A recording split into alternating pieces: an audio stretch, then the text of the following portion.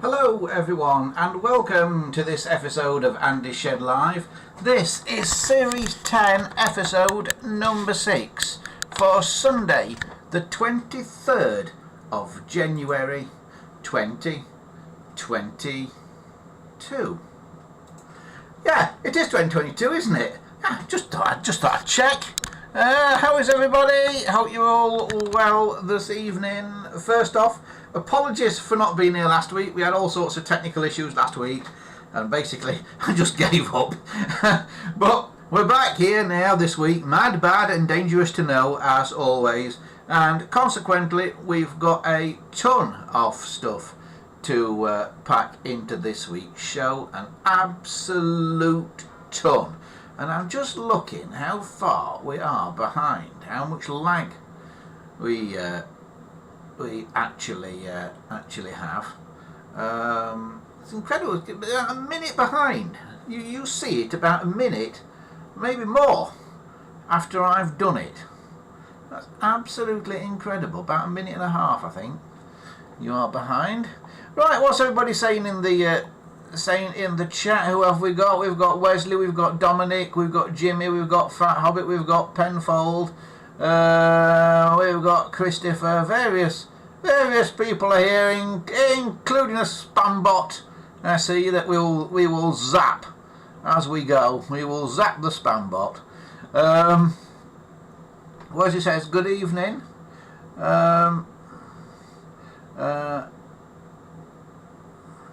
Dominic says hopefully he'll be watching next week's episode from Belper. Crikey, Dominic, if you're going to be watching it from Belper, you could be on it. You're only about half an hour, 40 minutes away if you're in Belper. Fat Hobbit says hi everyone. I'm early this week for a change. Nice to see you, Fat Hobbit. Hi Penfold. Yeah. Hi to everybody. Let me zap that spam bot.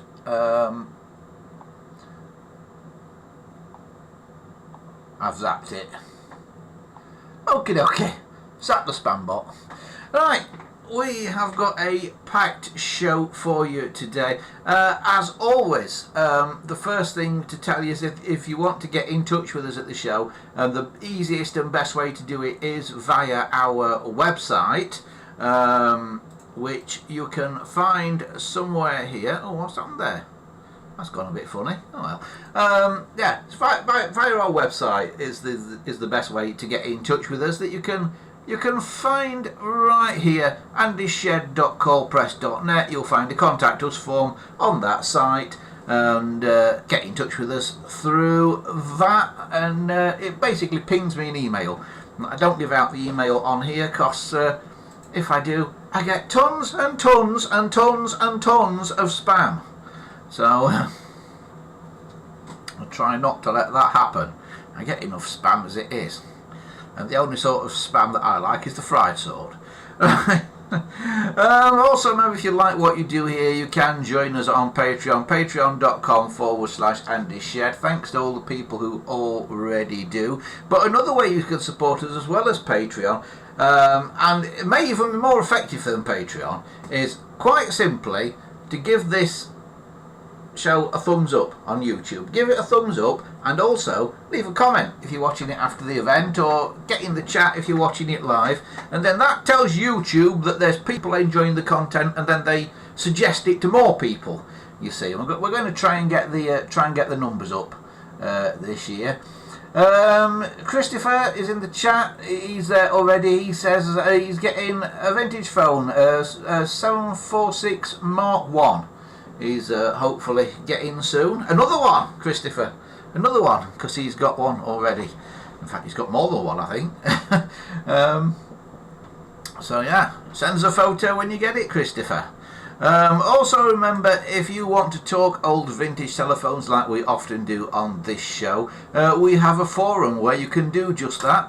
The forum is here, gpotelephones.proboards.com, and you can post photos and stuff on there, and of course that's open 24 hours a day. Even when we're not on air, you can get on the forum and let us know what bargains you found. Right, talking of finding bargains, I'll say we've got a packed show this week. As the title suggested, we've got a strange telephone on this week. Now, I have no idea what this is, so are you ready, chat? When I can get a hold of it. Should have had this better organised, really.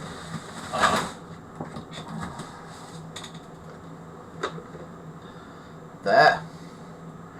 Now, before you say anything, look at it carefully. Alright. And also, I've got a line cord. Look at that carefully as well. Alright. So there it is. I'll put it on the desk so you can see it a bit better. I shall stick it down on there. There you go. What do you think that is? I'll leave it with you a minute, that one, because I have absolutely no idea. I've done a fairly exhaustive search of the interweb and can find nothing. So if anybody knows what this is, now Wesley's normally quite good at answering questions and stuff, so we'll see if Wesley can come up with anything. You started for 10 there, Wesley. What is that and where does it come from? I bought it because it looks to be a British specification, doesn't it? It's two-tone grey. It is the same colours. It's two-tone grey. It's got the numeric only dial bezel, which would tend to tell me it's probably off a private system somewhere, like a 706 or 746 clone. It's also got this, which would tell me it's kind of off a house exchange system or something similar, or maybe some sort of private system. This sort of jack plug with the 4 contacts on it, tip and 3 rings. So I'll let you have a think about that one. Wesley says, is it a Pi telephone? I don't think so, Wesley. I don't think so. Christopher says Ericsson. No, I'm pretty sure it's not an Ericsson, Christopher. What gives Ericssons away very often is they've got like a little, what looks like a little picture frame on the front of here that would have had the phone number in it. That's what gives Ericssons away very often. Right, do you want some more clues? Right, let's turn it over. And on the bottom, I don't know if you can see that, it says made in Austria. Okay, made in Austria. And under this cover here, which is a bit tricky to get off, is, well, you do it that way, do it from that end. Under this cover here is a load of connections for it, and it's not wired up properly or anything at the minute, but there you have it. That's what it is. Made in Austria.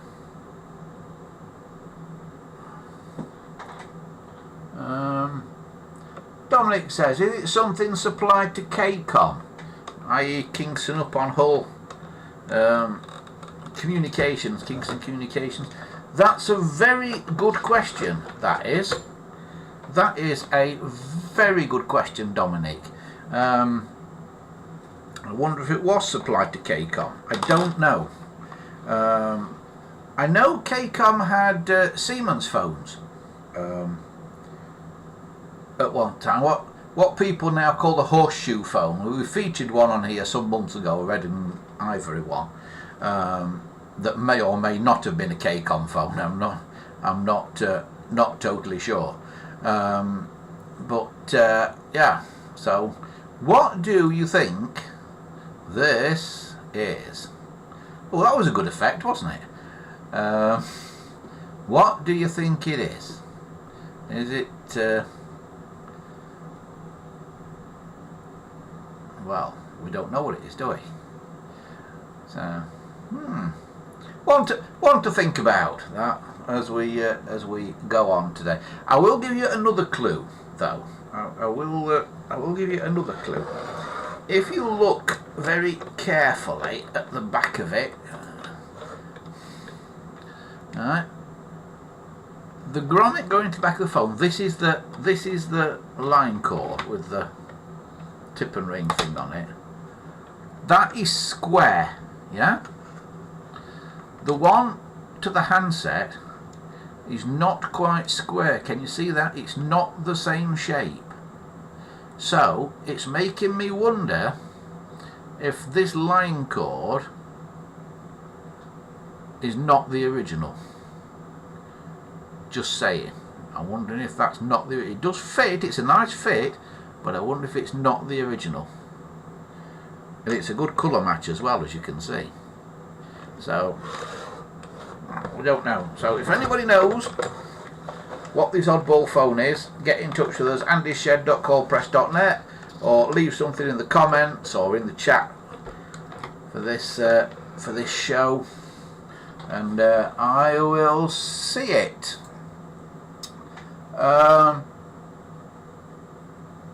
Penfold says it's got very unusual feet. Yeah, it has, Penfold. Sort of. Yeah, they're rubbery as well. They're rubbery, those feet. So yeah, it is very odd. And I'm assuming this is a volume control for the ringer as well. Alright. We'll have a look inside it a little bit later on.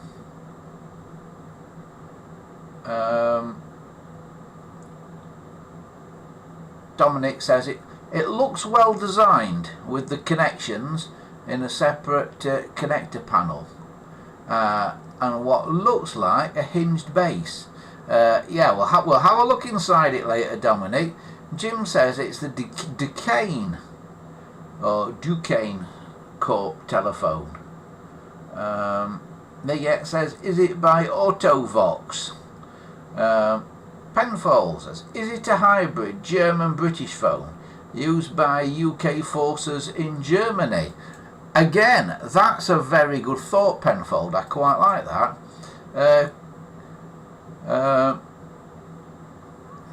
Yeah, I don't know. Dominic likes Penfold's idea as well. It might be something used by the British forces in Germany. I don't know. I will leave it open to you. Shall we take it apart so you can have a look inside it? While I'm doing this, Christopher says he's also getting a 746L, a GEC 1972 746. Right, we'll take this apart. The way it comes apart is weird. There's a screw here. Can you see that? You just see that on the camera. I've got to tilt it that way. At an angle. And you take that screw out, that's at an angle there.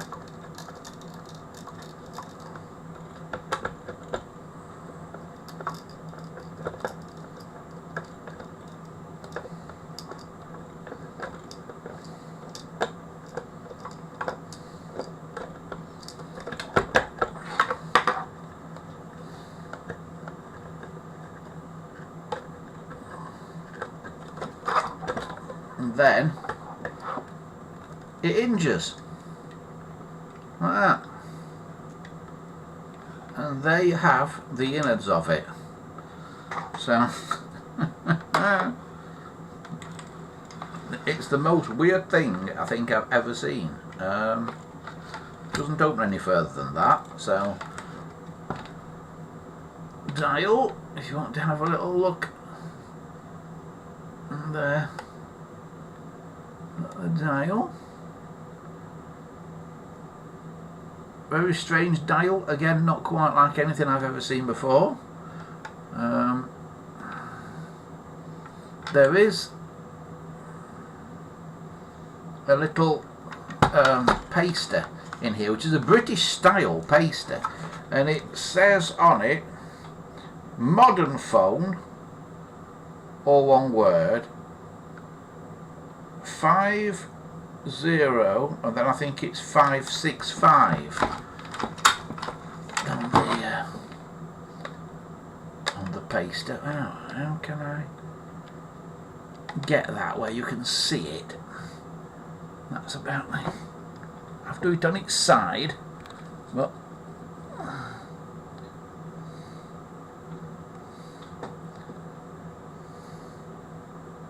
right, can you see that? There's the paster. If that gives you any clues as to what it is. Oops, I'm getting my focus all out now. But yeah, right, I shall leave that there for a moment while you have a ponder on it. It's a bit of a head scratcher, this one. I've got no idea what it is, but just by the colour of it and the style of it, it looks so British, but made in Austria. Right, I'll leave it there so you can see it for a minute.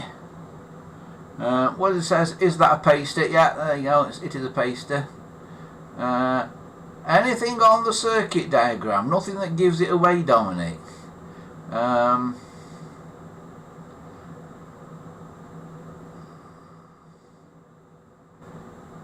Yeah, it says Modern Phone was a rental company. Were they? Oh right, so they were like telephone rentals or somebody like that, were they? Right, I wonder. There is a capacitor in it. Is the capacitor dated by any chance? Doesn't seem. Well, it's got 1163 on the bottom of the capacitor. I don't know if that's a date of manufacture. I don't know if that means November 63 manufacture for the capacitor, or if that's just some sort of code number 1163. I don't rightly know. It's all a bit of a mystery, this one. And there is something written on the coil here, on this induction coil, but the thing is, it is so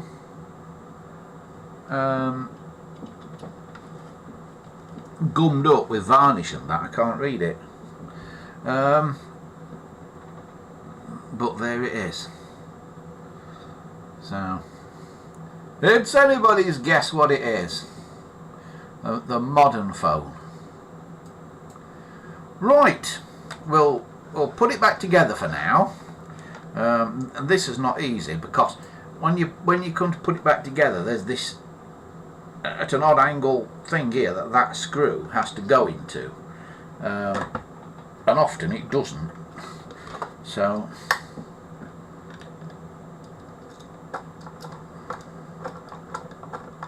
oh, it has gone in. I've got lucky. So there we go. That's it, sort of back together. And under here, we're not really wired up at all. And if I take the line cord out, you can see it's got the blue and the green of this line cord wired up, but not the red and the white. And I would expect it to have the red and the white wired. So I'm not entirely sure what's going on there.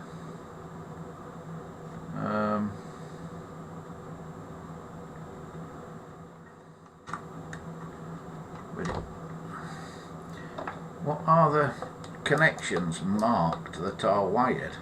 Let's have a look where that blue is. That is on a connection marked. If I can get it in the right light. Well,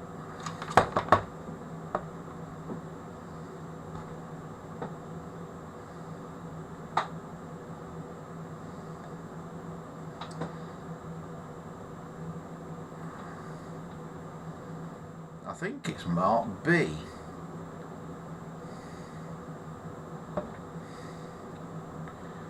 can't find one marked A. Find one marked E. So, is it marked B for blue? I don't know. I'll stick it back on for now, in the absence of any other guesses.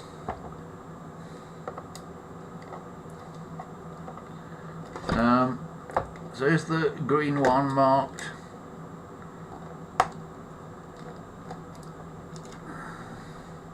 green? No, the green one is marked A. Oh, that one is marked A, I think, the green one. Yes. So, I wonder if they are the line legs. There, then. So I wonder if I put a line across there, A and B, I wonder if it'd work. Oh, that's an interesting one. Might have to try that later. You see, it all falls apart because these grommets, see, that one is much squarer than a normal GPO. This is a normal GPO one, this one. And it's kind of got rounded corners. This one is much squarer, but it's not square. And it sort of goes in there with it.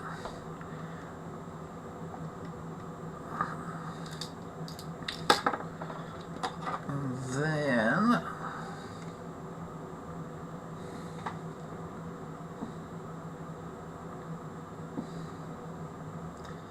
this kind of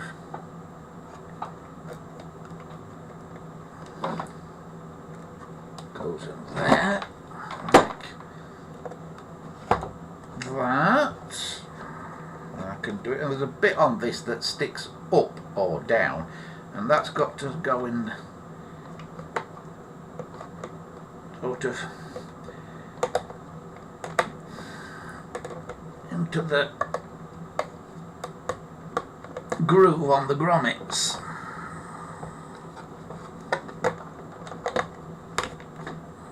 And there we go, it's back together. So, if you've got any ideas what it is, let's say, let us know. What's everybody thinking?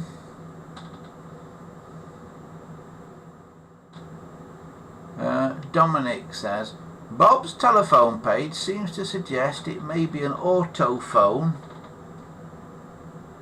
aristocrat FL50.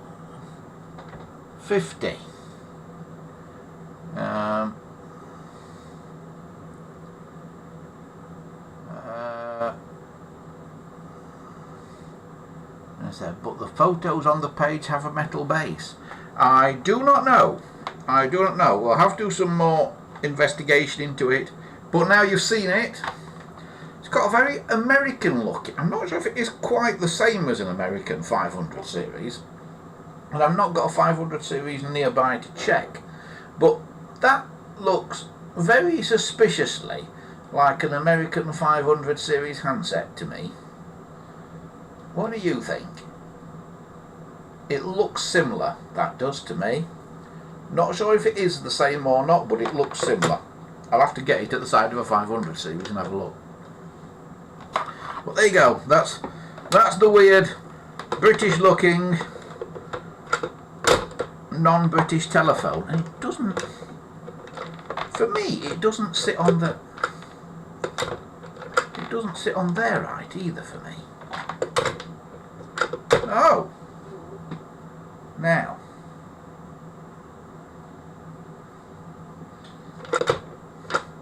it seems to sit better that way around. Why is that then? Is it?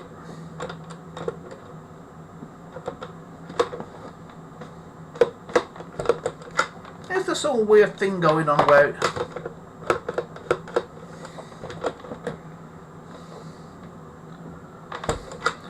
it's not the same at both sides? No, I don't think so. I don't know. I don't know. It seems to sit. That doesn't seem to sit very well on there. I thought it sat a bit better that way, but maybe not.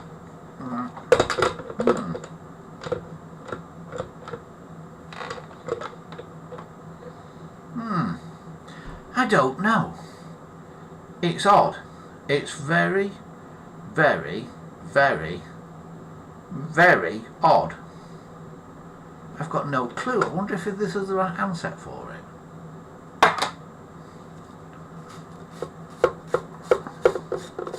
Shall we see if there's any clues?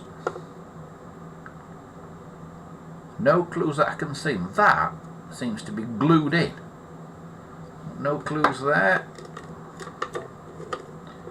Take that out. Nothing written on there.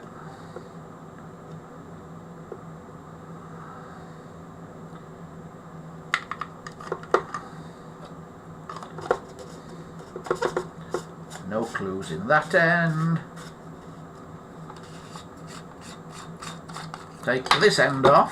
There's a sort of cardboard gasket, and then 4T CWL 64-1. So this is a standard.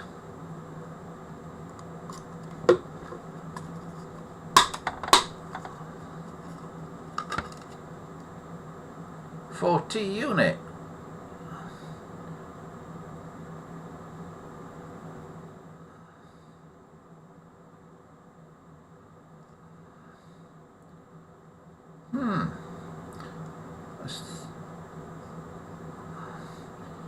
Standard 4T earpiece out of like a British phone in there. How weird is that? So it's got a standard British part in there. Now, is that original? Certainly looks original. It seems to fit and everything. So what is going on? It's a real mystery. If anybody knows the answer, as I said, drop us a line with the contact us form, andyshed.coldpress.net. Right, we will put it to one side for now, while you all have a ponder on that, because that's what I was supposed to be showing you last week. Yeah, and it has got people talking about it. Yes, the autophone was what I meant, not autofox. Similar but not exact. Jim says there's a Duquesne made in Austria phone on eBay in USA. It has similar ridged feet and the rotary control in the base. Christopher says, do you know if Ericsson made 746 phones? I believe they did, Christopher, but I'm not sure, not certain, but I believe they did. Wesley says, how did that phone come into your possession, Andy? The dreaded eBay, Wesley, the dreaded eBay. I just saw it on eBay and thought, what's that? And because it looked British, and I thought, but it's not a standard British design. So, and it got here, and then the mystery deepened when it got here. So yes, we don't quite know what it is, but there have been some oddball things on eBay. There was an oddball wall phone a while ago that I think may have been a strange prototype wall phone from the late 50s, early 60s, and it went for silly money, so I didn't end up with it. But this one was quite cheap. I don't think anybody else saw it but me. Right, what else have we got today? Another eBay purchase has arrived. Hang on.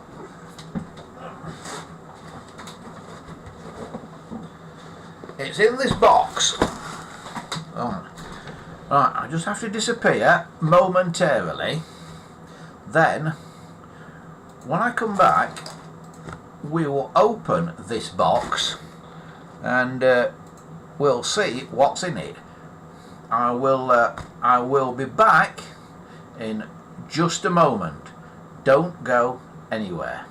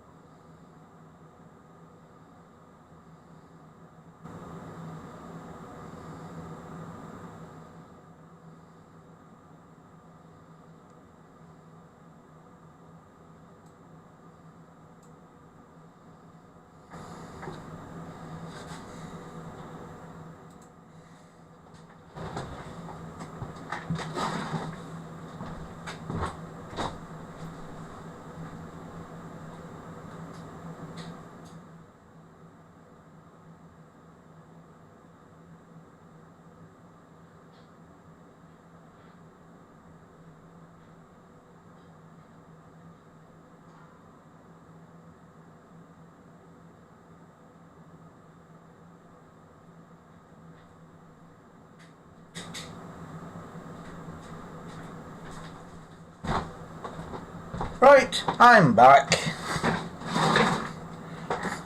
Just went to stoke the fire, and that as you do, because it's rather chilly here today, so the fire's lit. Right, what is in this box? Right, there's a story behind this. I looked on eBay and I found a listing for parts of a 706 telephone, and the parts looked quite old. In fact, the parts looked very old, as you'll see in a minute. And the description on the listing said parts taken from a working 706 telephone, everything I think but the transmitter, because he kept the transmitter for another project. He said I dismantled it because the case was broken. And I thought, very old 706, broken case, that's got to be an late 50s or early 60s one, and it's got to be Diacon, isn't it, if the case is broken. So I sent the guy a message saying, have you still got the broken case by any chance? And he said, sorry, no, I threw it in the bin about a week ago. And I went, no! Because we may be able to repair Diacon cases. I'm looking at finding ways of repairing Diacon now. So unfortunately we've not got the Diacon case, but we have got most of the rest of it, we think. So I've not even unpacked it yet. I was waiting sort of for this to go on air today, so we'll have a bit of an unpacking session, shall we, and we'll see what's in the box. Right, what is in there? That's all.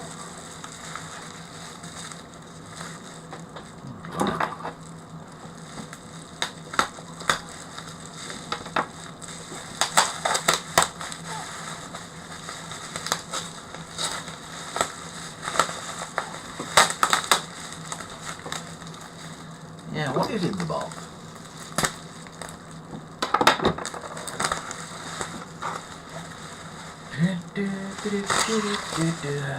First bit of packing. Oh, it's the dial. This is the dial. By the looks of it. And the dial is marked dial 21 W61/1.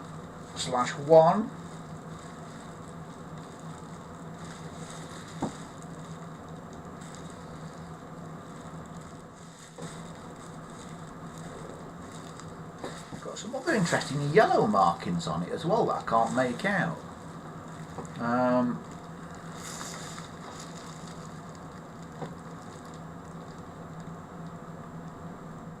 But yeah, an early dial, look, with a blank finger plate behind it, before the chevrons were a thing. Chevrons, arrows, whatever you want to call them. So that's the dial.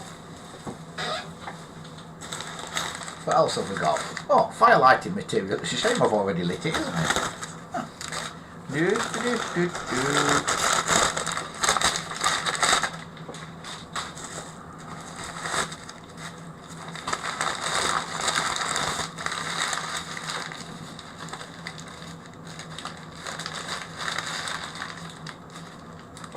Where's it says he can remember that wall phone appearing on eBay. Yeah, Dominic says he can as well. He said it was very odd, a bit egg shaped. Yeah, it was. It was, Dominic. Yeah, it was very strange.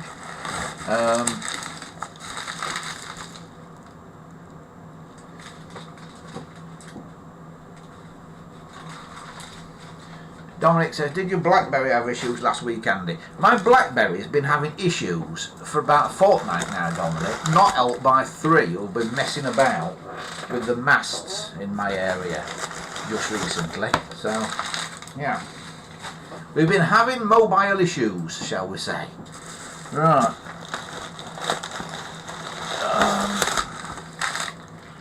That can come out there.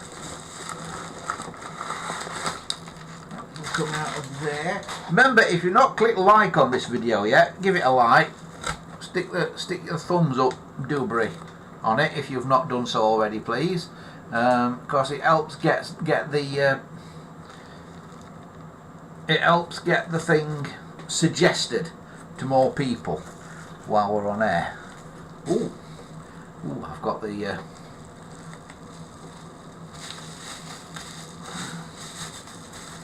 dial bezel. Oh, look, dial bezel. Can you see that? Where the heck are we? Dial bezel. There you go. That's rather good. I'm just looking.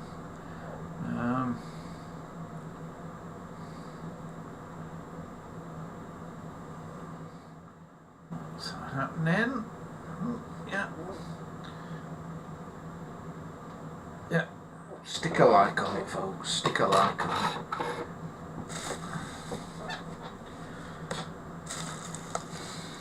Alright. There's a cord there, but I can't get it out yet. Hang on. What we got here? Oh.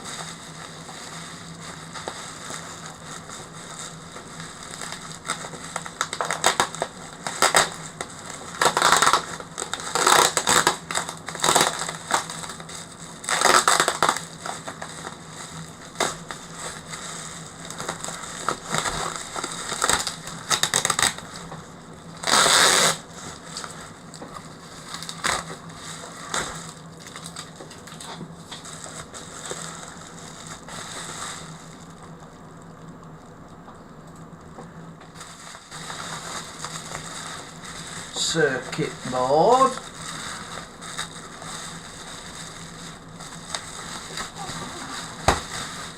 So it's from one of the few companies that could make printed circuit boards back then. 706 PL. Does anybody know what that means? PL?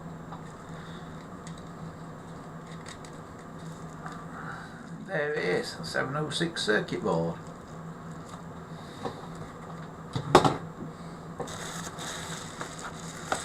Aha, handset.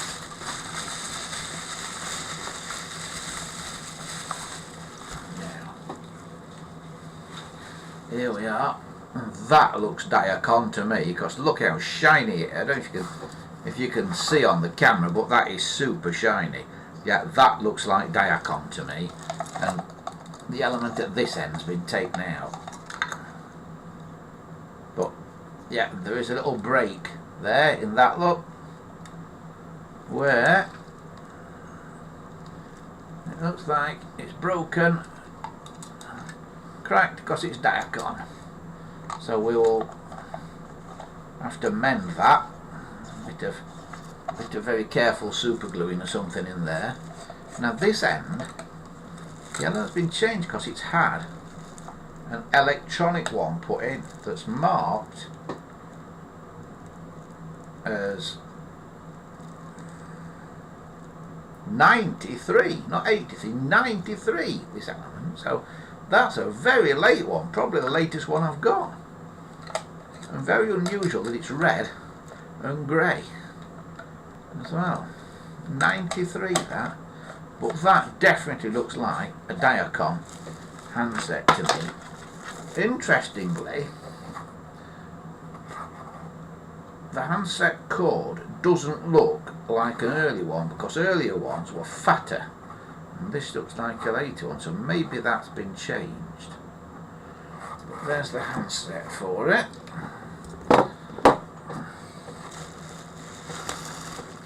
Right. So this must be the base.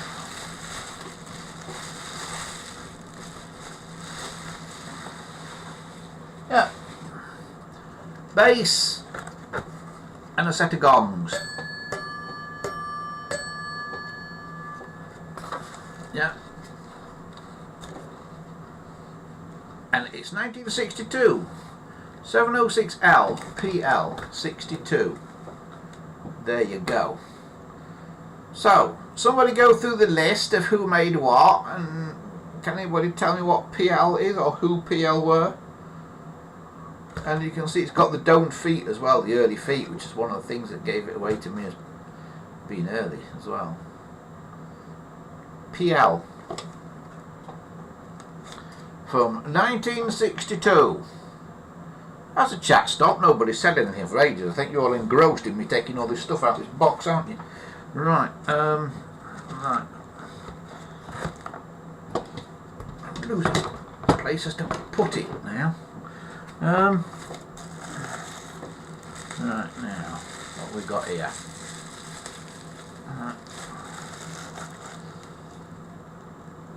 A regulator. Again, mark 62 on the bulb.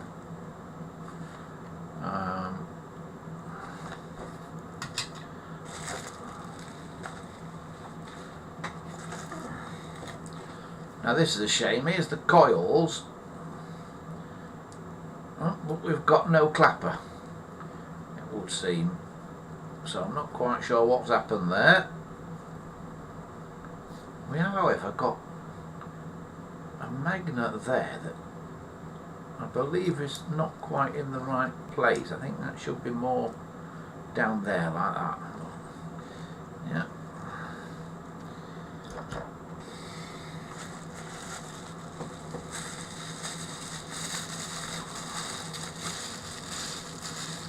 Oh, here's the clapper. We have got the clapper then. Oh, so there's two broken off screws in that. Right. We've got the thing to hold the dial bezel on.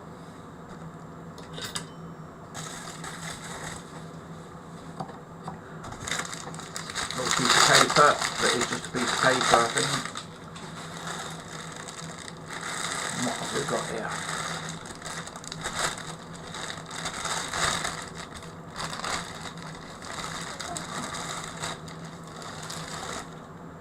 We have got, oh, that's good, because that looks like an original,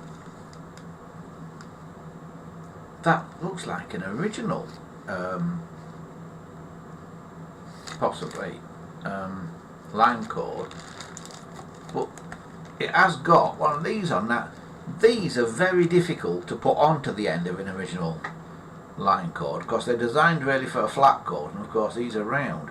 Now you can buy new round cords with these on, God knows how to get them on, but you can buy them new. But is this an original or is it a new repro one? I don't know, but whatever, we'll probably use it. And in here we've also got a paster for a GPO 706. What camera are we on? There.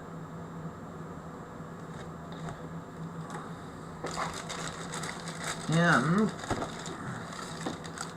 we've got various assorted bits and pieces in, where are we again? Oh, there. Various assorted bits and pieces in this bag here. So is there anything else in this box? No, don't think so. So that is what we've got. Basically, there.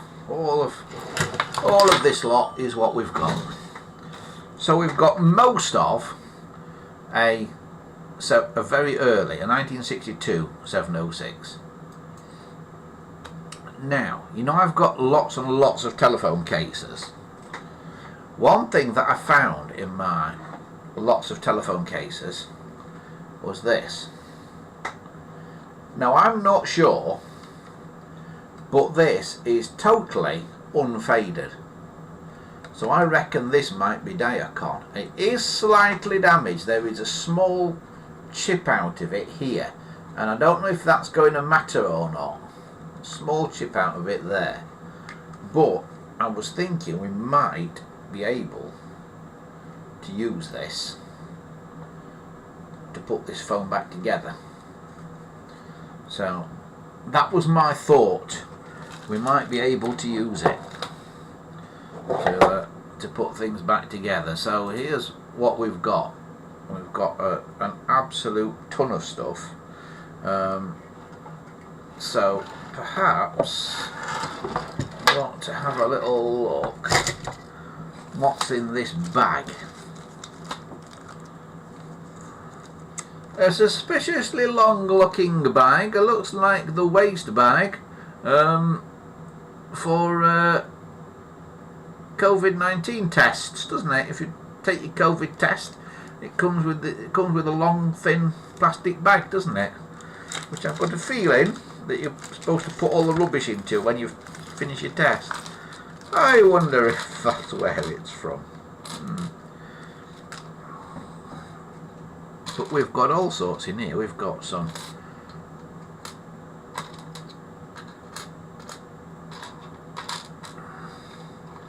of those. We've got the blanking button. Now that's rather good because it looks like the original blanking button. That might be Diacon as well.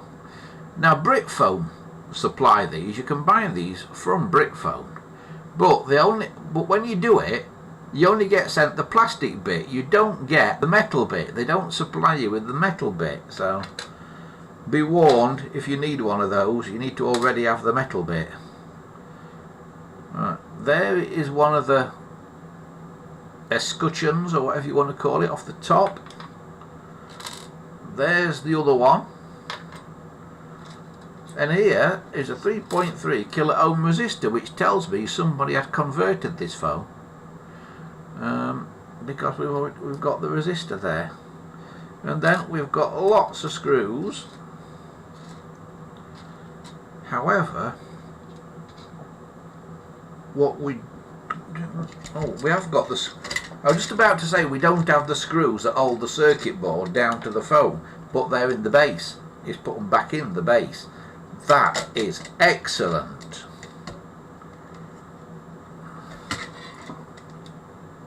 That is very good indeed. Right, so shall we try and at least start putting some of this back together? So I think what I'm going to do is I'm going to have a go first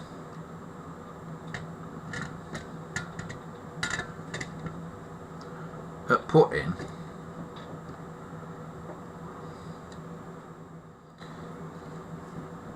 this circuit board back in.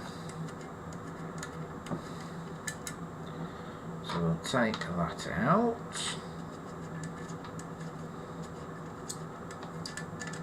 And we'll take that out. At least he disassembled it very carefully, which is good news. It's just a shame he didn't keep those bits. Right, those shouldn't have to come all the way out because they should just slot into those. Like that. So that.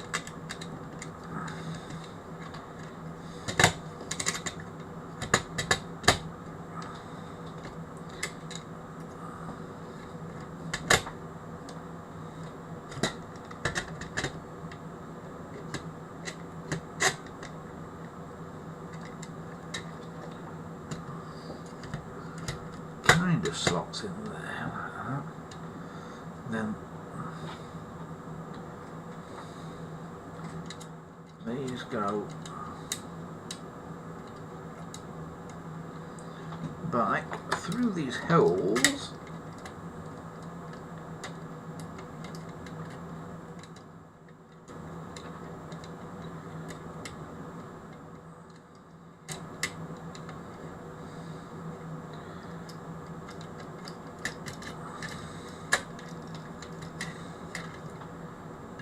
So that's one. I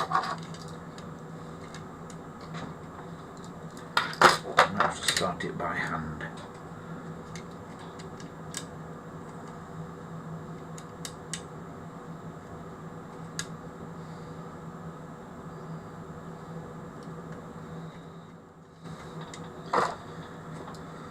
That's it.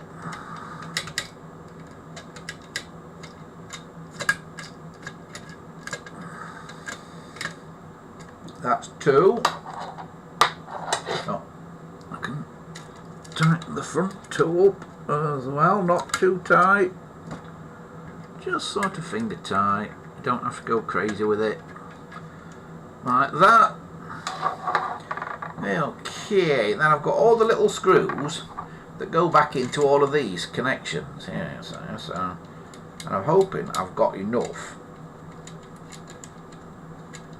to go into all of them. So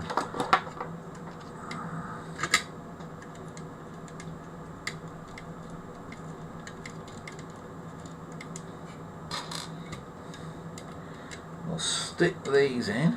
What's everybody saying in the chat while I'm doing this? Nobody's saying anything. I wonder if the chat has stopped. Can somebody say something in the chat and let me know if the chat is stuck, please? I'm fearing it may be. Perhaps I need to refresh it. I'll try refreshing the chat.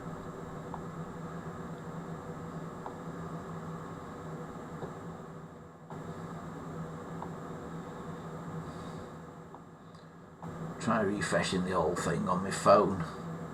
Where are we? Here we are. Oh, it's serving me an ad.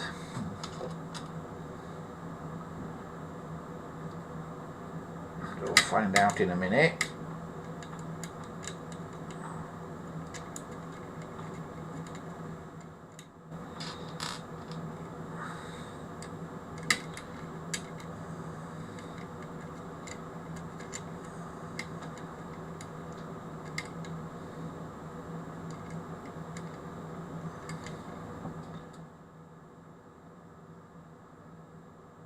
Wesley says it's not stuck for me.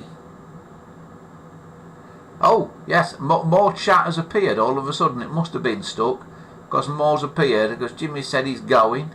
Bye Jimmy, if you're still here, bye bye. Wesley says look for the code on the case moulding. If it's Diacon it will be 12, if it's ABS it'll be 17. Yeah, it's a 12. You'll not see it on the camera. It's in there and it is a 12. So it is Diacon.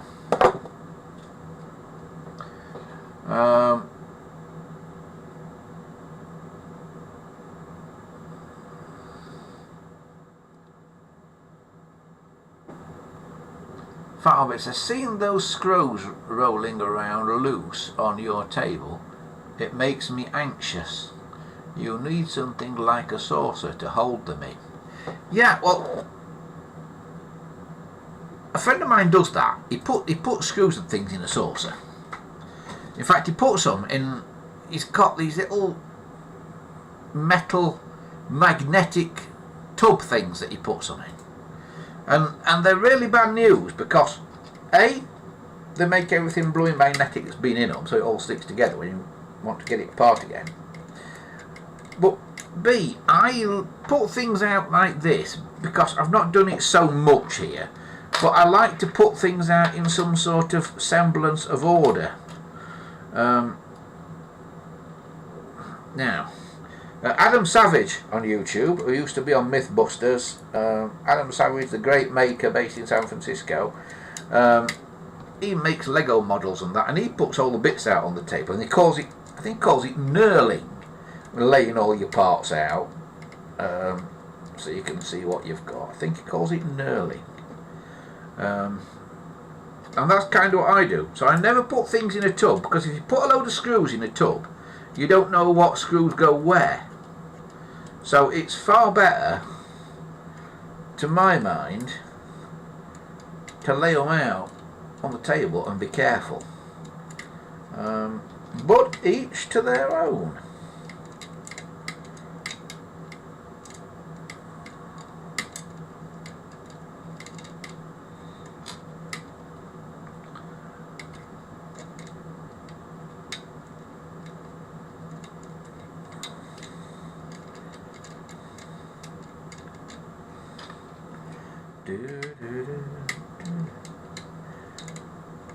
I wonder how long it used to take to assemble one of these. Oh, Paul's here. Evening, Paul. Paul says testing.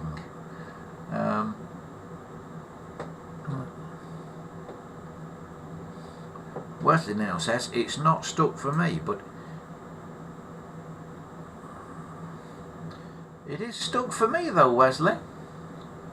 Oh, it's on Top Chat. That's why it seems to be stuck, isn't it? Yeah, it's because it's on silly Top Chat. If your chat gets on Top Chat, change it and put it onto live chat, and you'll suddenly see more stuff come up.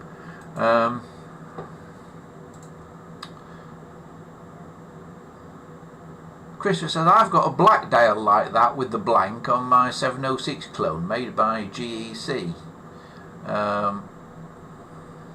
Wesley says, I've got one of those magnetic trays for my push bike repairs. Yeah, they're alright, but don't they make everything you put in the tray magnetic, though? Then you come to pick up a screw and you pick up about 6 screws instead of 1. Sometimes it's good that things are magnetic, other times it's not good that things are magnetic.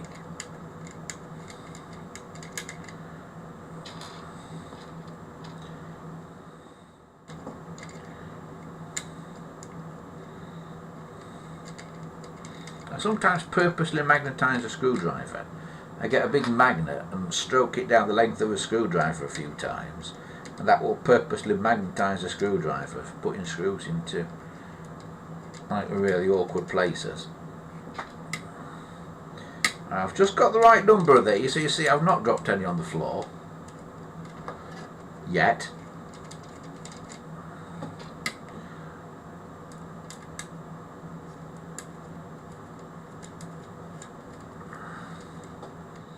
But yeah, I've just got the right number of those in there. I don't, however, think I've got enough of these, because I need one to go in there. I need one to go in there. I need another one to go in there. So you've got 16, 17, 18 and 19 all together.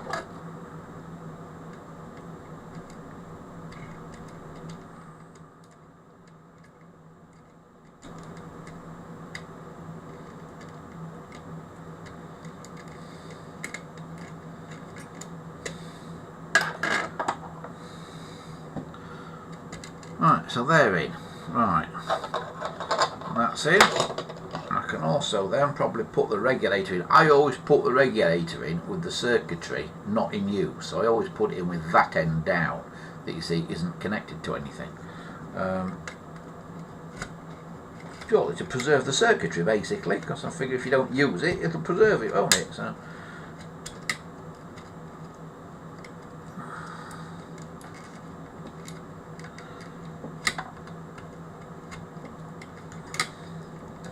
So there's my regulator.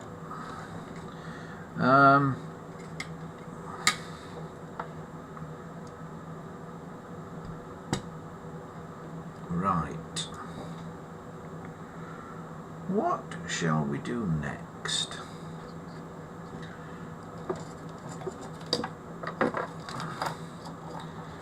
Shall we do line cord? No, curly cord we'll do next. So curly cord, of course, red, green, blue, white. So red to T1, green to T2, blue to T3, white to T10. So remember RGB, like a computer monitor, red, green, blue. So red to T1.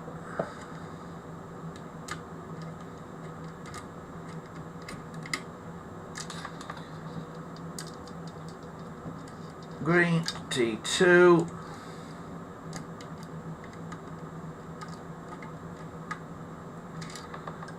blue to T3, and then on the bottom row T10 is where white goes.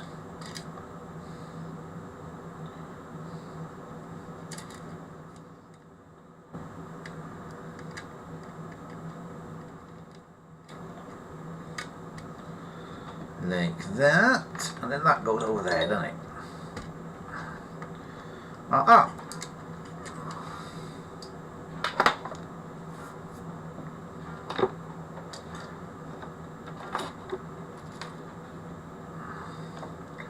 Then the line code, if I can remember it off the top of my head,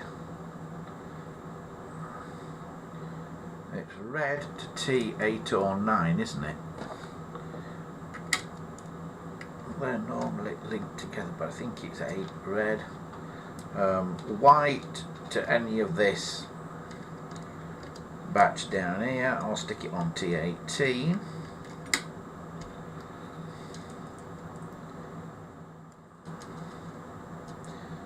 These two are linked, aren't they? That's there, so them two are normally linked, that's on its own, these two are linked, so I think it's blue to T6, isn't it, normally?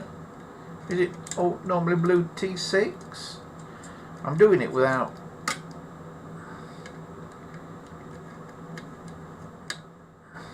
taking any notice of anything, and of course without looking it up rather. And green, which is unused, T15. So we'll stick the unused green on T15 there, like so.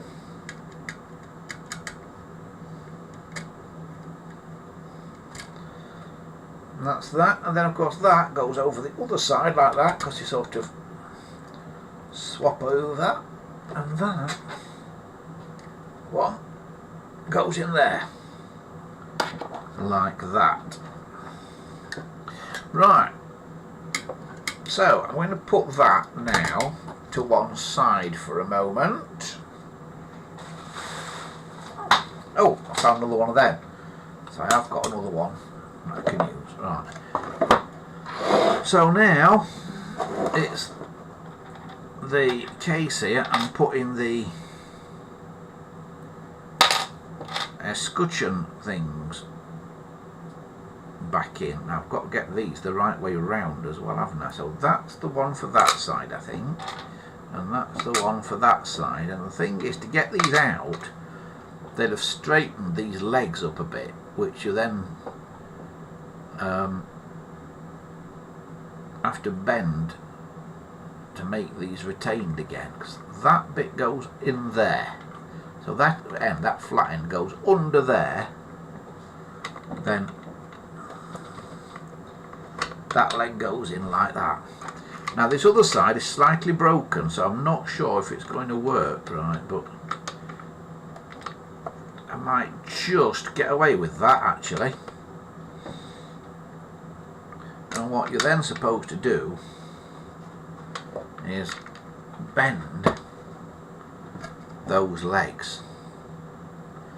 Now how am I going to do it with that in there? I need a pair of very small needle nose pliers or something. Have I got a pair that's small enough? We'll have a look, shall we? Got to move things, so I've buried my toolbox.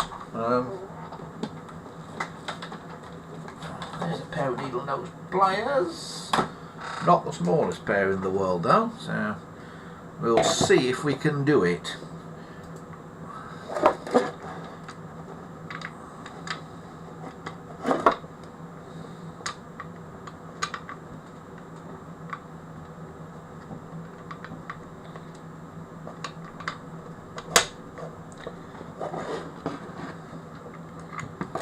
So let's try and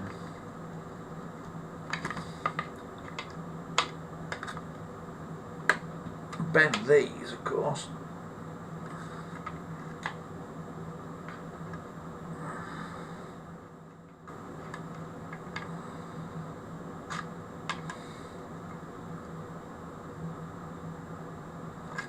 And also without breaking the diacon, which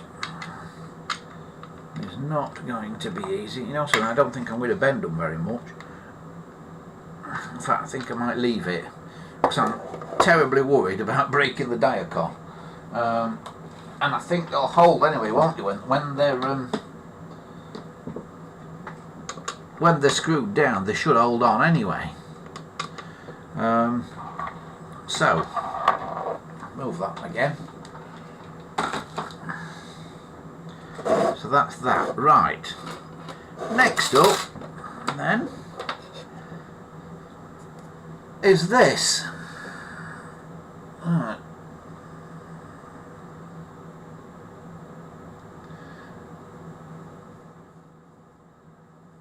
Paul says, hello Andy and all, apologies I've missed so many of the live streams, but madness at work, but it's been a treat to watch Andy's Shed, not live. Hey, yeah, you can always catch up, you don't have to watch them live, in fact you can go back and watch them all again if you want. But yeah, nice to see you anyway, Paul.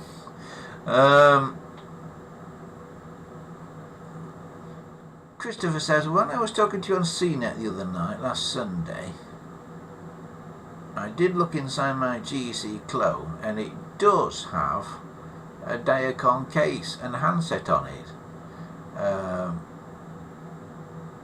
It was lucky it didn't break in shipping. It was very lucky, that Christopher, because they are prone to breaking. And this has got a number on, 355 PL62. So this is the original. Rings, very original, this phone, very original. Shame the case got smashed. So that goes on there. Now these, I'm not sure if you'll see this, have little cutouts here.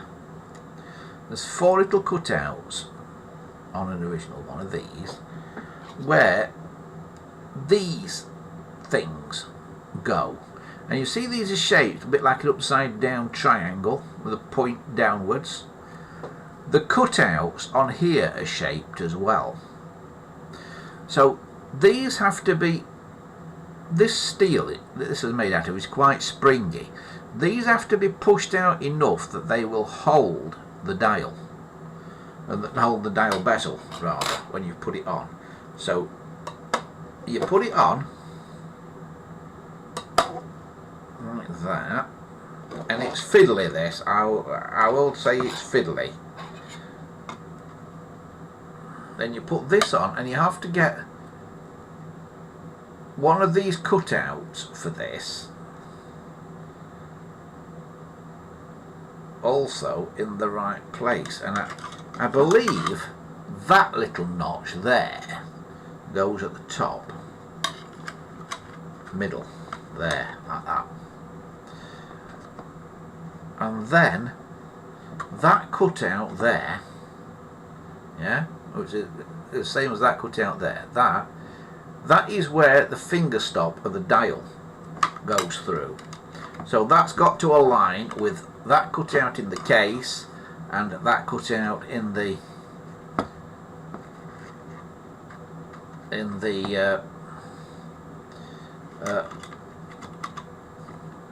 dial bezel as well. So it's got to go there like that, and you've got to get everything together and in place, and then you've got to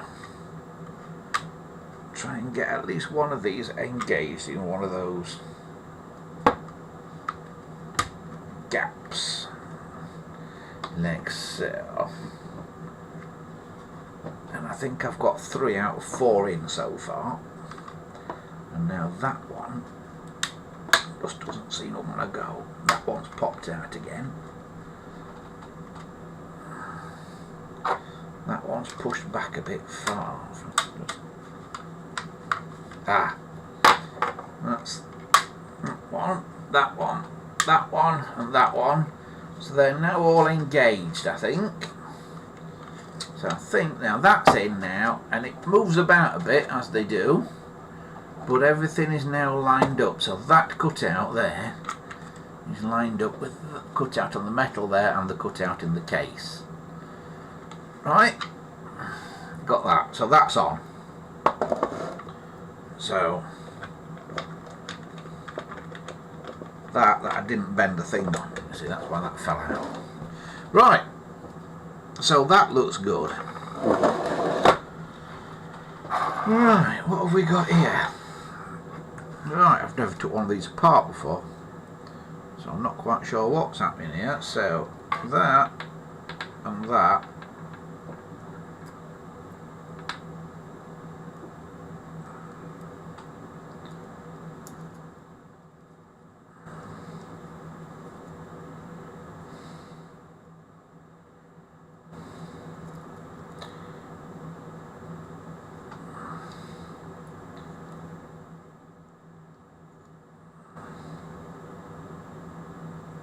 Right, what is happening here? Oh, wrong way round, aren't I? You fool! It goes like that. That's how it should go.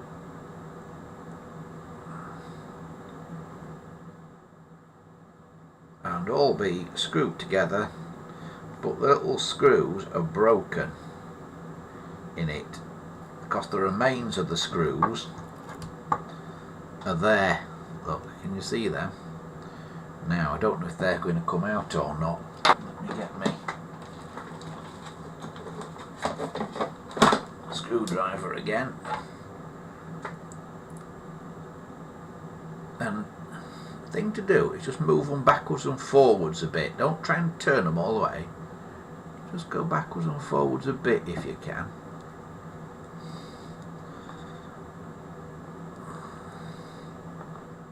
I think that one's going.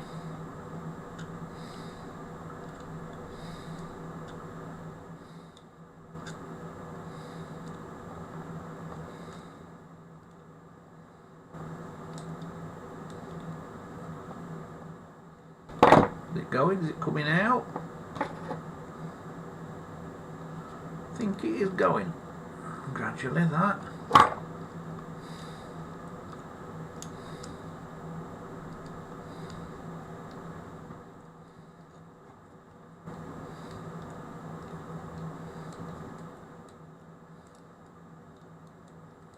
Why did he dismantle it though? Why did he not just send it?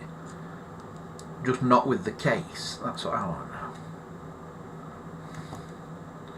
know. Why did he just not list it as a phone without a case on?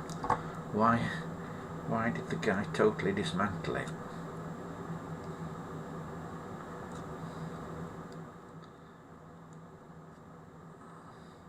Because then if he just sent it as a phone without a case on, he wouldn't have broken this. There, that's one out. Let's see if we can get the other one out.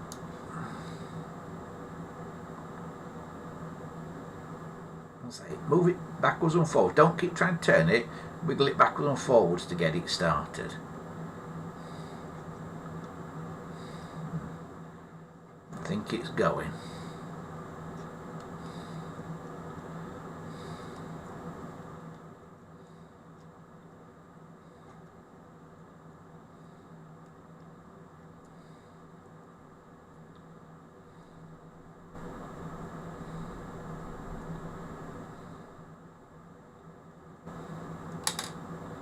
There we go, it's out.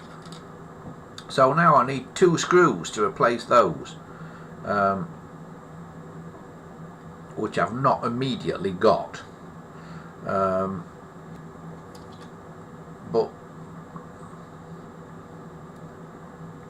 when I do get said screws, they will go in the top of there, like that. And hold all that together. So that needs working on, so I'm not going to put that in for now because that needs working on. Right, so next thing then is this, where you can see what happens here. You basically take that pin out, put that in there, turn that over, turn the pin over,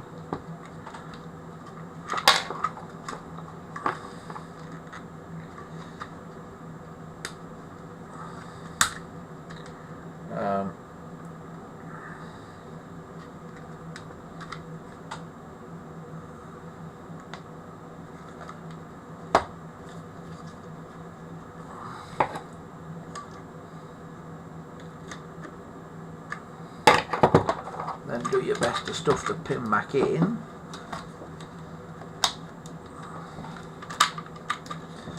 And again, it's hard, you know.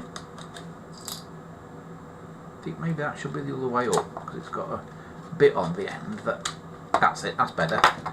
Right, because it's got a little bit on the end there that gets it over, that's bent, so it gets it over the edge there. So that's back in. So that's nice. Right. So that's that. Right. So I'll get the innards again.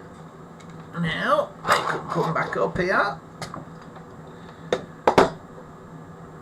And now for the exciting part, the dial. And this should work, because he said he made a call on it before he dismantled it. Yeah, it's not bad. 1001. It might be a bit slow. It might be a little bit slow, that dial, but it's not bad. You've been slow. You'd be slow if you've been spinning around since 1962, wouldn't you? So that 2 feet there, locating those two slots there, and then this thing here, which seems to have 2 hooks on it. It's the end hook you're heading for, which is the only one you can probably reach anyway. And it fits that up.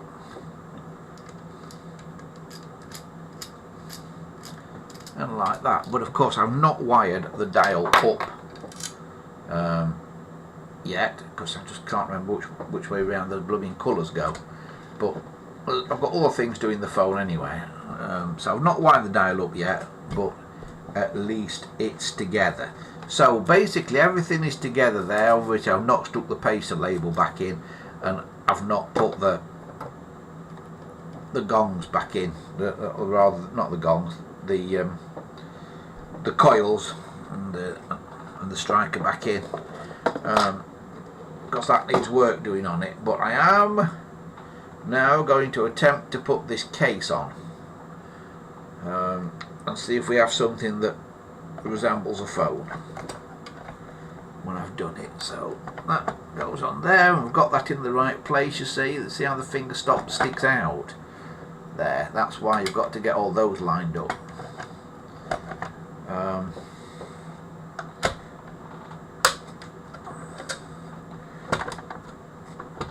That goes through there like that, and hopefully with a bit of jiggery pokery they will line up and they will screw down. That's it.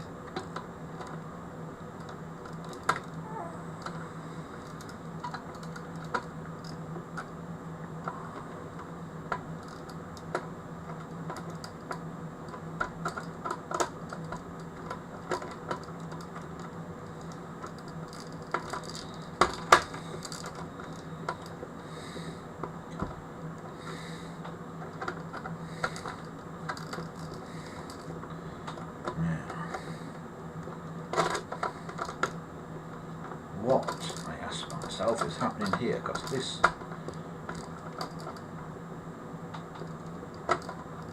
screw here doesn't want to go in.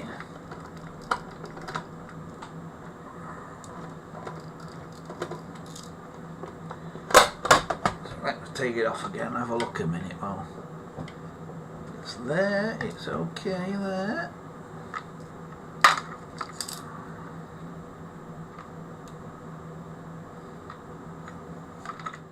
No idea why that screw doesn't want to screw in.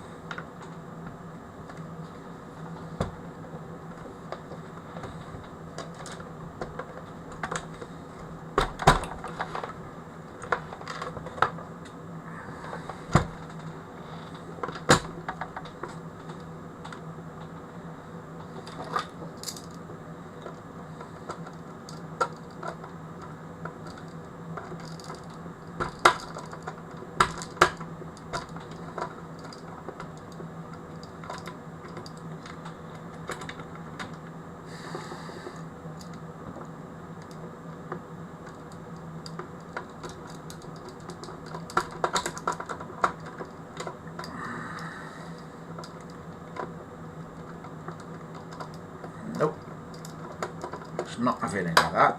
So let's see if it's... Oh, has it dropped into place now?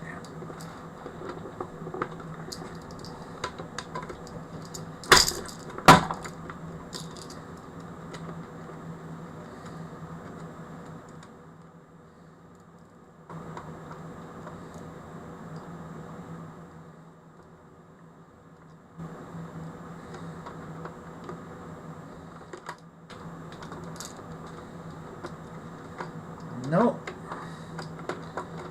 that screw is not having any. So what I'm going to try and do is take that out. I'll see if it will screw into the hole.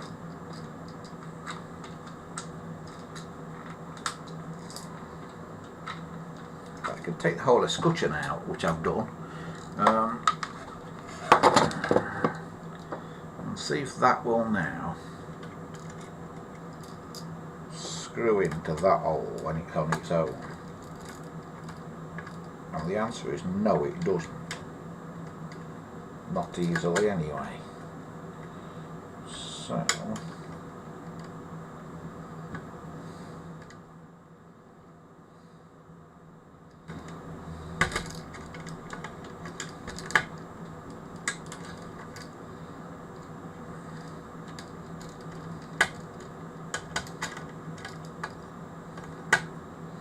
is it now going?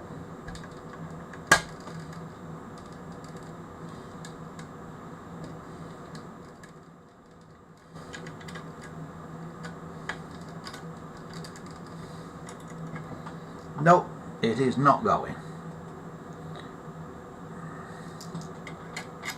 There's something about that hole that doesn't want to know.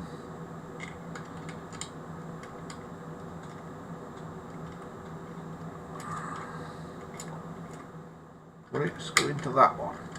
If it'll screw okay into that one, that'll tell me it's the hole, not the screw.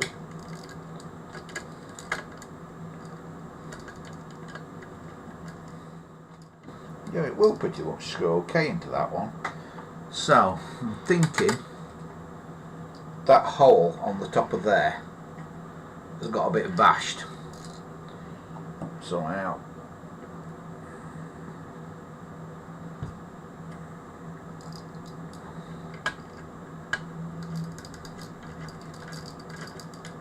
because it's screwed into the other one. Okay, without any bother. Oh, and now it's gone into that one okay without any bother as well. So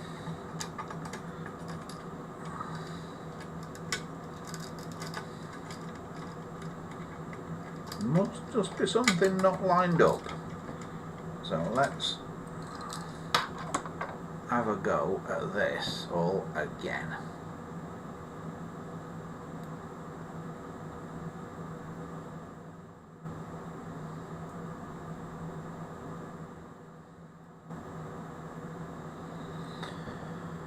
Right. Do-be-do-be-do-do-do-do-be-do-be-do-do. Right. Hobbit says, careful Andy, I'm still scared that Diacon is going to shatter. Not half as scared as I am.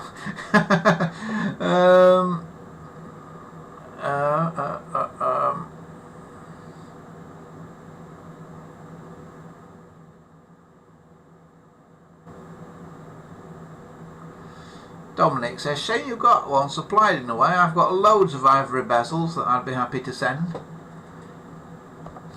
Well, yeah, you've got quite a few, haven't you, Dominic? Hang on to them, Dominic. Hang on to them, because they'll be needed eventually, I'm pretty sure. Right, so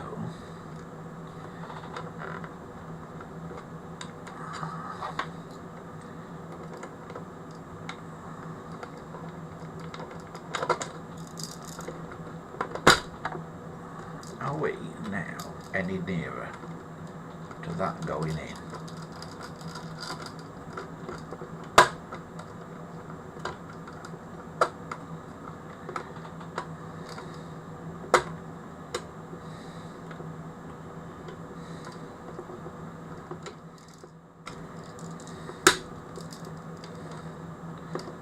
got in this time. One has.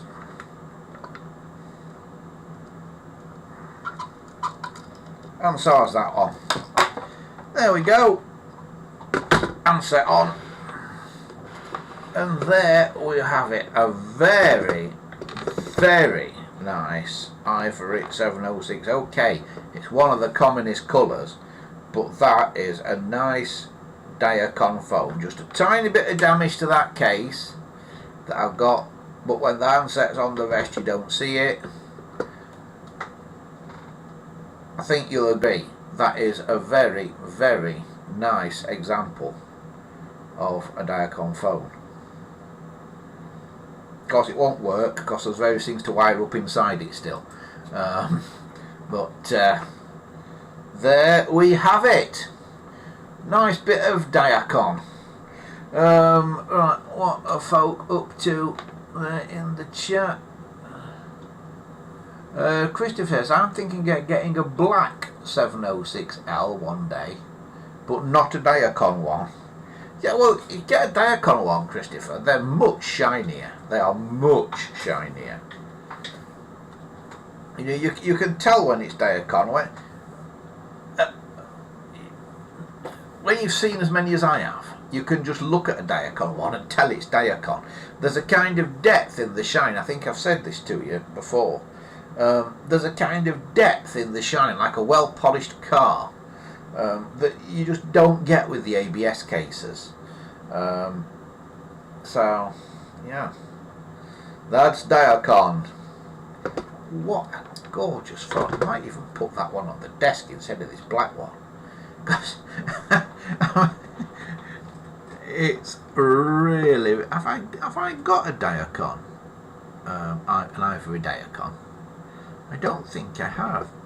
I've got a grey one, but I don't think I've got an ivory one that I know of. So this is quite a nice one. So I'm just going to wrap the cord around it for now.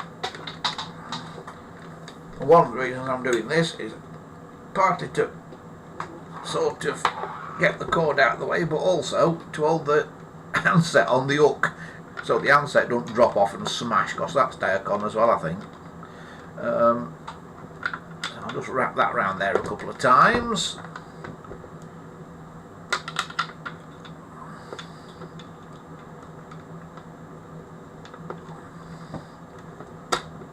Right, so that is that. Okay, so all I've got to do now is do something with this. But I think we will leave that potentially for another day. So two interesting phones tonight. We've got our rather nice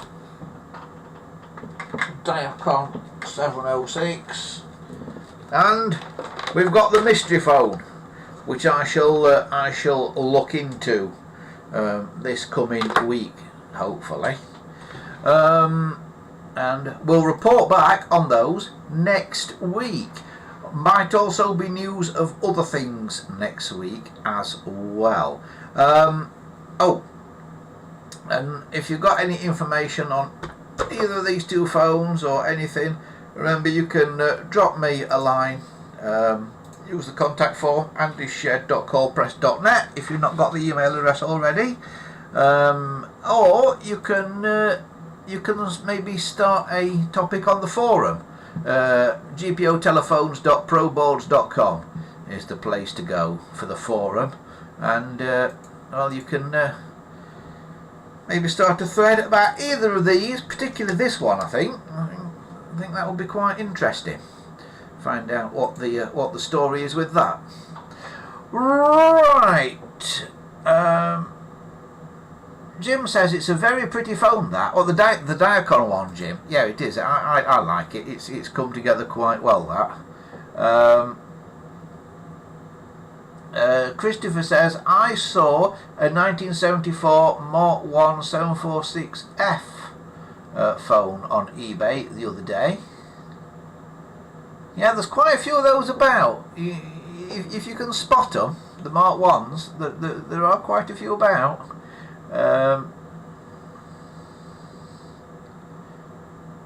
Christopher says, did you get the blue 746 finished? The blue one that was in Series 8 Episode 12? I can't remember which one it was. Was that one where I rebuilt the case? Well, the case was all broken.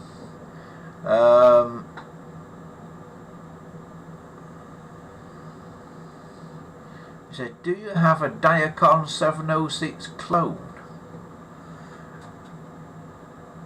Now, that's an interesting question. No, I don't think so. I don't think so. I would have to check, but I don't think so. To be honest, it's got to the stage now where there is, I think there's roughly about 300 phones in the collection here now. And it's got to the stage where I don't know what I've got until I go and look. And going and looking is not easy, because although there's a lot of them on shelves and that in the loft here, 2 floors above me, there are also a lot that are packed away in boxes. Now, when we move to the new studio where the radio station is going to be, and where hopefully there's going to be a YouTube studio there as well, then we might be able to get some of them out and on display there to make a bit of a set there. So more will be visible, hopefully, when that happens. Fat Hobbit says, a great show tonight. It says it's interesting, but I've got to go now, so bye bye everyone. Bye bye Mr. Fat Hobbit, we'll see you next week. Wesley says you should catalogue them, Andy. I started once, Wesley, but it's such a job to do. I would like to do it the way museums do it, with what they call a sessioning of museum objects, where you put a number on the bottom of everything and then you basically write it all down in a register. I would like to do that. I started once, but I never finished it. Ages and ages ago, and a lot's changed since then. But yeah, I would like to do it. Are you offering to do that service?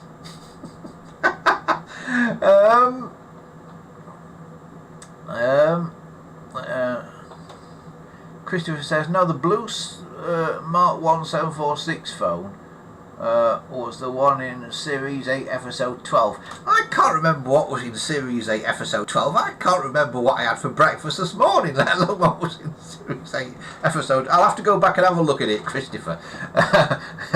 But I'm sure I've still got it. Whether I've done any more on it or not, I don't know. How many Diacon phones do you have? I've got no idea. Like I say, I would have to look, and sometimes it's not always simple to look. And sometimes, what do you class as a Diacon phone? Because sometimes you've got an ABS phone that's got a Diacon handset, or a Diacon body with an ABS handset. You know, because bits get broken and then bits get changed. So sometimes it's hard to know.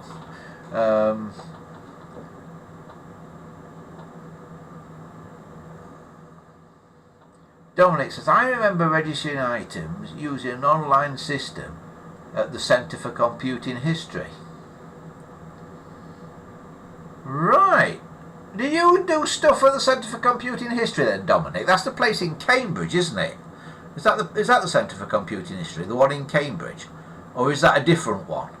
Because there's 1 or 2 computing museums, aren't there? There's the one that's at Bletchley Park, and there's one in Cambridge. There's one on the south coast, I think it's Maidstone or somewhere like that, very near to where Look Mum No Computer has got his little museum. So yeah, there's 1 or 2. Oh, Miguel is leaving us. Bye, Miguel. Christopher says he's got 2 Diacom phones. So, yeah. And he's in Australia. He's catching up. He's catching up. He is. So, I don't know. It's a race. See who can get the most Diacom phones, I think. Where's it says, there's your volunteer, Andy. Yes, Dominic. Yes, Dominic could be the volunteer. Yes, and he's going to be close as well, isn't he? Because he's moving to Belper. So I think when the new studio opens, Dominic, I think a visit will be in order. Because that's going to be at Plesley Vale, which is even closer to Belper than I am, actually. You just go along the A38 a bit, more or less. Go along the A38 to Mansfield, and then it's not far away.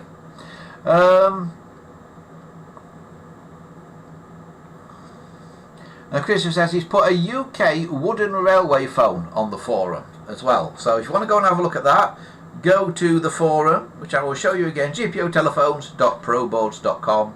That is the forum. Start whatever thread you want on there, basically. And I shall pop in from time to time and see what everybody's talking about. Right, is that about a wrap for this week? Has anybody got anything else that they want me to do? It's gone about 1,000,000 miles an hour today, but basically we've got like 2 weeks of stuff to fit into 1 week today. Probably be nothing to talk about next week now. Oh, there'll be stuff to talk about next week. For those of you who have been asking about the radio station, 1 or 2 people have messaged me and emailed me on that this week. Hopefully we get the keys to the room that is going to be fitted out as a studio on that. Hopefully we get the keys to the room at the beginning of March, so hopefully March 1st, but of course it might be 2nd or 3rd or something like that. I've not heard anything about how the works on the room are going, because the landlord has got 1 or 2 bits and pieces to do. There's like a door answer phone thing, so you can bust the door open downstairs, and that wasn't working. So they've got to get that working. I think they've got to change a few light bulbs and stuff. Because the roof is very high, because it's a mill. So you have to get the landlord to change the light bulbs, sort of thing, because the roof is way up. So they were doing all that. I've not heard anything recently. If they don't get in touch in the next few days, I shall have to get in touch with them and go, how's it going? Are we still on for being in on March 1st? But when we do get in there, I will do a video from there, and we'll stick it on this channel somewhere, of just the place before it's got anything in it, and we'll show you around Plesley Vale, because it's a rather picturesque place, quite historic as well. Mill 3 at Plesley Vale is where we are going, if you want to Google it. Christopher says I've got 13 UK phones now here in Australia, and 1 coming soon, a GEC 746K Mark 1. Well, if it's a GEC, it'll not really be a 746. 746K? What is 746K? Dominic says, a mill? Is it the mill in Belper? No, it's not the mill in Belper. It's a very similar looking mill, Dominic, but it's in a place called Plesley Vale, which is near Mansfield. But no, it's not the one in Belper. I know the one in Belper well. Miguel says bye. Bye, Miguel. See you again next time. Right, I think that is probably about as far as we go then for today. Thanks to everybody who has taken part. Thanks to everybody for watching. Remember, if you want to watch this back again after the event, if you just joined, so maybe you want to go back and watch it tomorrow or something, my advice to you would be leave it 2 or 3 days before you go back and watch it. And the reason is, YouTube will automatically stick loads of adverts into it, and they do overkill. They stick far too many, and there's like an advert every 2 minutes. So once it's all uploaded properly and it's all compiled on the YouTube server, 'cause it takes it like 24 hours to compile into all the different versions for different resolutions that people might watch it in. once all that's done and YouTube have stuck the adverts in, it takes about 24 hours before I can go back and prune it and edit it properly. And then I go back and I edit the bit off before we start with the clock and that. Normally I get rid of that, and also I edit YouTube's adverts that they've put in, because I don't think there should be more than an ad break about every 15 minutes like there is on TV. I think when it's more than an ad break every 15 minutes, I think that's taking the mick a bit. So I chop a lot of the ad breaks out. Wesley says, thanks Andy and everyone, be safe and have a good week. Thank you. Yep, you too, Wesley. So yeah, that is about it for today. Thanks to everybody for watching. If you want to know anything about the phones that I've got here, feel free to drop me a line.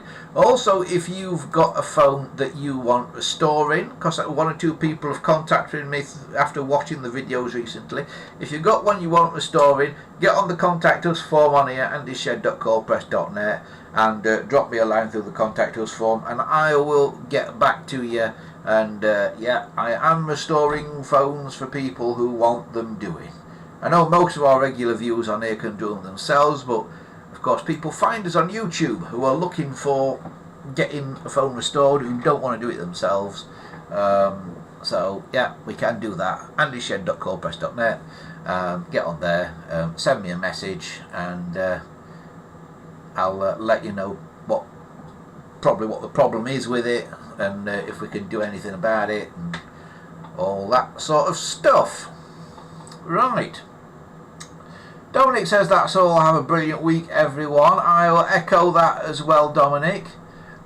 Christopher says I did a live stream on my phone, but don't have 1,000 subs. Oh, his message disappeared. Yeah, I think you can do it now without having 1,000 subscribers. If you've not done so already, check out Christopher 2000 on YouTube. He's got a couple of channels, one for telephones and one for trains. Watch out for the amazing Australian red rattler trains. They're just so cool on there. Well, he says good luck with the move, Dominic. Yeah, Dominic, good luck with the move. When is the move happening? Is it happening this week? Is it occurring this week? You do know why you've done this move. You're going to get roped in to do some more Escape the Sheds, don't you, Dominic? Because we've got some more of those coming up. Some on the Chesterfield Canal. If you're into canals, there's another big announcement coming. If you're into canals and boats and stuff, there is something coming. We might announce it on here next week. But yeah, there is something coming on the canals, so watch out for that. But that is about as far as we go for now.